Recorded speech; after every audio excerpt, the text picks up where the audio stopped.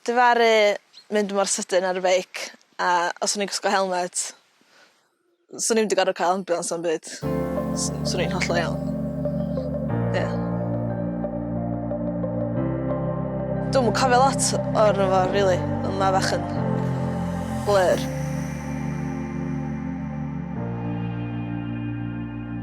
Dwi'n ffarmio yma dros y ucha ysbyty Ifan efo dad a mam. Nôl Mawrth 2018 o'n i hel defed i mewn o Cea. Wedyn wrth groesi'r ffordd ath y defed fforong. Felly nes i Eryg ast fi ar ôl nhw mwyn cael blaen yn nhw. Ond o'n i'n poeni bach bod ddim wedi gallu cael blaen ar y defed i gyd. Felly es i ar ôl hi'n sydyn efo beic a wedyn erbyn fi gyrraedd defed oedd wedi cael blaen. A wedyn oedd defed i gyd dod ato fi. A wedyn mae rhaid bod fi wedi troi'r beic erbyn hynny, dwi'm yn gwybod. Ie. Nes i droi'r beic a o'n i ar lawr ar y ffordd. Lwcus o dad a y cymydog yn pasio. Felly nath y ddau nhw godi'r beic fyny. Ie, o'n i'n anymwybodol a wedyn yr unig beth dwi'n cofio ydy'r ambulance awyr a'r ambulance ffordd yn cyrraedd wedyn. O'r diwrnod yna, nes i golli blas o hogle.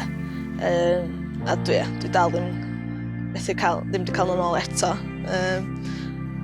Gobeithio ddaw, ond yr heina ma'n mynd yn mwy anhygol i ddaw yn ôl, ond rach ddaw o? Ie.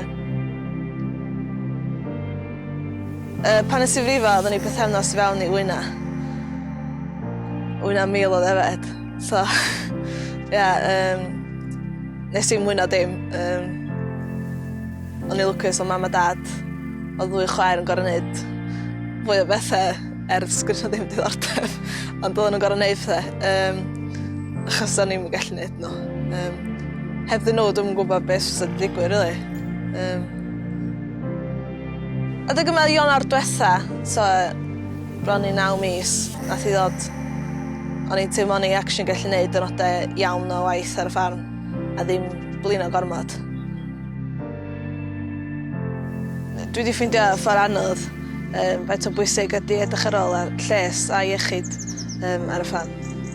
Y gyfrifoldeb i ni fel ffarmwrs, os da ni'n gweithio ben hunain neu cael rhywun i fewn i helpu ni, mae rhaid cymryd cam nôl a meddwl os ffordd gwell i wneud hyn neu cymryd bach fy amser.